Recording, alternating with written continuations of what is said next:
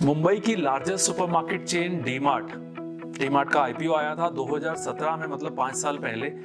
IPO price था 300 rupees and इतना blockbuster response मिला इस आईपीओ को। काफी एचएनआई क्लाइंट्स और रिटेल क्लाइंट्स ने इन्वेस्ट किया, अप्लाई किया इस आईपीओ में, एंड रिजल्ट उसका ये निकला कि काफी ओवर सब्सक्रिप्शन हुआ। अराउंड 100 टाइम्स ओवर सब्सक्राइब हो गया ये आईपीओ। इनफैक्ट एचएनआई कैटेगरी का ओवर सब्सक्रिप्शन था 280 टाइम्स। मतलब अगर किसी एचएनआई ने 1 करोड़ का एप्लीकेशन लगाया इस डी-मार्ट के आईपीओ में, तो उनको सिर्फ 40,000 रुपीज का ही अलॉटमेंट मिल पाया। उस समय प्राइस 300 था, फिर लिस्ट हुआ 600 रुपीज पे। आज की डेट में after 5 years the stock is trading at 4,000 rupees. मतलब 13 गुना हो गया, 13 टाइम्स रिटर्न आया इस स्टॉक में इन लास्ट 5 इयर्स। बहुत बड़ा रैली मिस हो गया एचएनआई से और रिटेल सेगमेंट से, जो कभी उसको बाय ही नहीं कर पाए बिकॉज लिस्टिंग डबल हुआ, अलॉटमेंट मिला नहीं। Same way Polycab, which is the largest play into the cable market, came with the IPO in 2019। IPO 52 times subscribe हुआ। आईपीओ प्राइस अराउंड 500 रुपीज था, आज वो अराउंड 3,000 रुपीज है। तो लास्ट 3 सालों में ऑलमोस्ट 6 टाइम्स हो गया ये आईपीओ। तब भी कोई रिटेल इन्वेस्टर या एचएनआई फुली इसमें पार्टिसिपेट नहीं कर पाया। बट ऐसा सिर्फ डी-मार्ट और पॉलीकैब के साथ ही नहीं हुआ, ऐसी 15-20 कंपनीज थी जहां पर इन्वेस्टर का इंटरेस्ट बहुत ज्यादा था, ओवर सब्सक्रिप्शन हुआ, बट उनको वो स्टॉक्स नहीं मिल पाए। चाहे वो बर्गर किंग था, Adani Wilmar, Bikaji foods, Happiest Minds, ये सब वो आईपीओ हैं जिनका आईपीओ प्राइस के बाद लिस्टिंग बहुत अच्छा हुआ, 30-40% हाइक पे हुआ। उसके बाद भी स्टॉक डबल हो चुके हैं, उसके बाद भी बड़े अच्छे रिटर्न्स आ चुके हैं और most of the rally miss हो चुका है इन्वेस्टर से। और एक बहुत बड़ा ये प्रॉब्लम एरिया बन गया मार्केट में कि जो अच्छी कंपनीज आईपीओ के साथ आ रही थी, वहां पर रिटेल इन्वेस्टर और एचएनई इन्वेस्टर्स को एलोकेशन ही नहीं मिल रहा था। तो क्या पॉसिबल है ऐसी कंपनीज जो कि हाई ग्रोथ कंपनीज हो चुकी हैं, जो आगे आईपीओ लाना चाहती है, उनमें हम पहले से इन्वेस्ट कर सके, उनमें इन्वेस्टर पहले से अपना एलोकेशन ले सके, ताकि अलॉटमेंट रिस्क उनका रहे ही ना। तो एक मार्केट है प्री आईपीओ मार्केट, जिसको हम अनलिस्टेड मार्केट भी कहते हैं। वो ऐसी कंपनीज हैं जो अगले 6 महीने 12 महीने में आईपीओ लाने वाली हैं, या फिर जिन्होंने डीआरएस भी फाइल कर दिया है, या फिर एक प्रोसेस स्टार्ट कर दिया है, इन्वेस्टमेंट बैंकर को हायर कर लिया है, सो दैट वो भी एक नॉर्मल फॉर्मल एक्सचेंजेस पे, बीएससी पे या एनएससी पे लिस्ट होना चाहती हैं। तो आज इस वीडियो में हम समझेंगे कि आखिर ये प्री मार्केट है क्या ये नॉर्मल एक्सचेंज की तरह है जहां पर आप बीएससी और एनएससी पे जाके अपने स्टॉक्स बाय कर सकते हो, या उससे काफी डिफरेंट है। एंड हम जानेंगे क्या ये प्री आईपीओ मार्केट जो इतना पॉपुलर हो रहा है, इज इट ए फैड, ये टेम्परेरी है, या ये मार्केट जो है वो काफी लंबे टाइम तक सस्टेन रहने वाला है। इसके क्या रिस्क फैक्टर हो सकते हैं इन्वेस्ट करने से पहले, लिक्विडिटी होती है नहीं होती है, टैक्सेशन क्या है, अगर आप नॉर्मल एक स्टॉक लेते हो आपको पता है कि लॉन्ग टर्म टैक्सेशन है या शॉर्ट टर्म टैक्सेशन है, कितना परसेंट है। सेम वे अगर आप अनलिस्टेड स्टॉक लेते हो कि उसका लॉक इन क्या है, उसके ऊपर टैक्सेशन लायबिलिटीज क्या होती हैं जब आप प्रॉफिट बुक करते हो, इन सब के बारे में बात करेंगे इस वीडियो में। चलिए स्टार्ट करते हैं। तो अगर मैं मार्केट साइज की बात करूं तो there are many wealth outfits जिन्होंने आइडेंटिफाई किया 5-6 साल पहले कि बहुत बड़ा अपॉर्चुनिटी है, इन्वेस्टर को बहुत ज़्यादा नीड है इस सेगमेंट में एंटर करने की, so that they can also generate some alpha over the benchmark returns.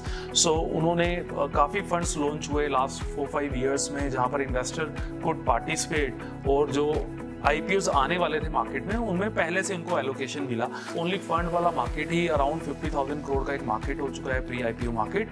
But इससे भी बहुत बड़ी मार्केट है जहां पर आप unlisted shares, pre IPO theme वाली कंपनीज जिनके आईपीओ आने में कुछ समय अभी बाकी है, तो उन कंपनीज को आप पहले से आप बाय कर सकते हो। सो एक ऐसा एक मार्केट है अनलिस्टेड जहां पर इन्वेस्टर्स ऑलरेडी पार्टिसिपेट पिछले कई सालों से कर रहे हैं, वो काफ़ी बड़ा मार्केट हो चुका है।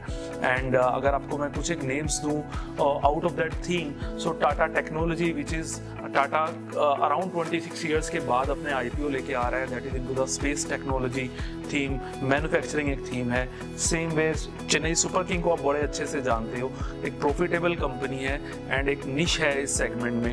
And Bira is into premium beer. HDB financial जो कि एचडीएफसी का एक यू कैन से कि एक कंज्यूमर फाइनेंस का एक थीम है, बजाज फाइनेंस का कॉम्पिटिटर है। Same way national stock exchange जिसका 93% मार्केट शेयर है in India, and there are many products, global products बहुत आने वाले हैं एक्सचेंजेस पे इन कमिंग ईयर्स। तो एक काफ़ी अच्छा ट्रैक्शन रहेगा इन सब नेम्स में, क्योंकि ये सब कंपनीज काफ़ी जो लिस्टेड कंपनीज हैं उनसे भी काफ़ी बड़े बन चुके हैं। These companies now, these unlisted companies are not small companies के भी वो छोटी है उनको IPO लाना, ऐसा नहीं है, ऐसा बिल्कुल भी नहीं है। National stock exchange is almost is going to be a 2 lakh crore company. Tata technology is around 30,000 crore market cap company. HDB financials which is almost 80,000 90,000 crore kind of a company. So these are the companies जिन्होंने काफ़ी market share gain कर लिया है, काफ़ी grow कर रही हैं as compare to the industry. इनका ग्रोथ बेटर है, that's why they come with the IPO। Some companies come with the IPO to get more traction. कुछ एक कंपनीज IPO लाती हैं ताकि वो और फंड रेज कर सकें from the retail investors so that they can fuel their growth even higher. सबसे पहला जो रिस्क हो सकता है इस सेगमेंट में, बहुत सारे इन्वेस्टर्स हैं जो सिर्फ यही सोच के इन्वेस्ट करते हैं बिकॉज उनको लगता है कि IPO आने वाला है, बट दिस इज मार्केट, कभी भी कुछ भी चेंज हो सकता है, यानी black sworn event can come, और जो कंपनी के IPO आने वाले थे उसको डीरेल हो जाते हैं वो IPO। हमने लेटली देखा है कि जैसे ही startup, new age technology startup को इतना अच्छा रिस्पॉन्स नहीं मिला IPOs में, सो IPOs में और लिस्टिंग के बाद भी काफ़ी ग्लोबल भी करेक्शन हो गया उनमें, और इंडिया में भी बड़ा करेक्शन आया।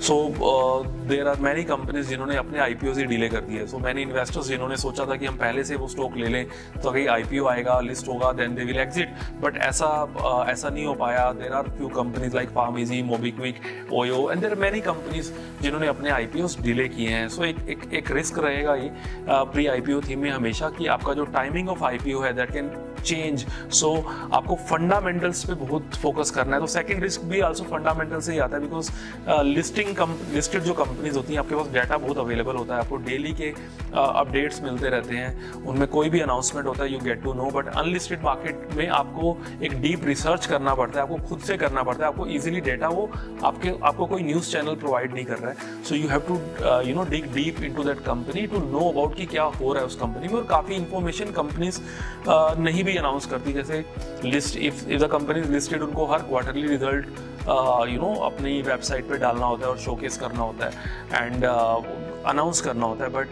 इन the unlisted market they are allowed to give you the financial the yearly data also. तो आपके पास इतना फ्रीक्वेंट इन्फॉर्मेशन नहीं रहता, तो फंडामेंटल्स के लिए आपको काफ़ी रिसर्च करना पड़ता है उसके लिए। थर्ड रिस्क जो है वो एक लिक्विडिटी का रिस्क रहता है बिकॉज लिस्टिंग मार्केट में क्या होता है, sometimes when the stocks are going up you can easily exit it, when the stocks are going down still, हालांकि चाहे वो कई बार चीज़ें लॉसेस में भी होती है, still you can easily exit।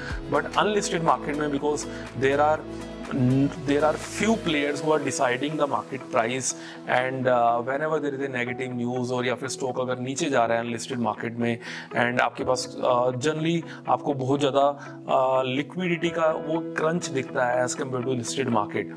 तो अगर BSE या NSE पे कोई भी स्टॉक है चाहे वो 5-10% गिरा हो तो फिर भी आप उसको सेल कर सकते हो, लेकिन अनलिस्टेड मार्केट में जब भी एक सडन क्रैश आता है किसी कंपनी में तो वहाँ पर बायर्स का क्वांटिटी बहुत कम हो जाता है, तो आपके लिए एग्जिट करना एक डिफिकल्ट टास्क हो जाता है। इसमें एक और अनलिस्टेड में एक और रिस्क है कि अगर आपने एक अनलिस्टेड कंपनी में इन्वेस्ट कर भी दिया एंड आफ्टर दैट IPO भी आ गया after 6 months 1 year and there is a rule of SEBI कि after listing you can not sell that company for 6 months। तो आपको 6 months का एक लॉक इन रहता है उस कंपनी में, तो चाहे हो सकता है उस 6 months के अंदर वो स्टॉक बहुत रैली कर जाए। तो let me give you one example here. Suppose किसी ने अगर जोमेटो में इन्वेस्ट किया हो, before listing the stock was trading at around 40-50 rupees, the issue price came at 76 rupees and it touched after listing, it touched within 3-4 months it touched 140-150 level.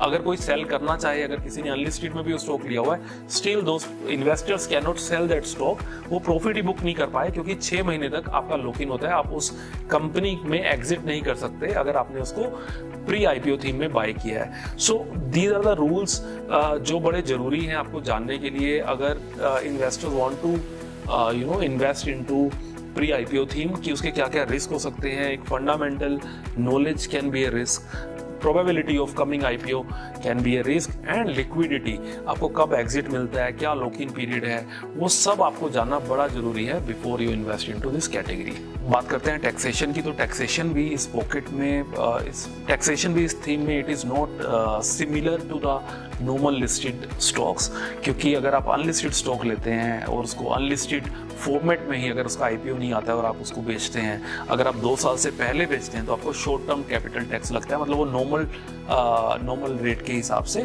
आपका जो भी tax liability जो नॉर्मल रेट के हिसाब से मतलब at least 30% आपको अगर आप शॉर्ट टर्म में बेचते हैं तो एटलीस्ट वो आपका टैक्सेशन आपको बियर करना पड़ता है ऑन द गेन्स। तो टैक्स लायबिलिटी आपकी बढ़ जाती है अनलिस्टेड स्टॉक्स में अगर आप उसको बिफोर 2 ईयर्स सेल करते हैं। तो जब भी आप अनलिस्टेड स्टॉक ले रहे हैं तो अपना एक होराइजन आपको एक लंबा रखना पड़ता है। After 2 years the taxation is 20% plus indexation, तो वहाँ पर काफ़ी टैक्स का सेविंग हो सकता है अगर आपका होराइजन मोर देन 2 ईयर्स है।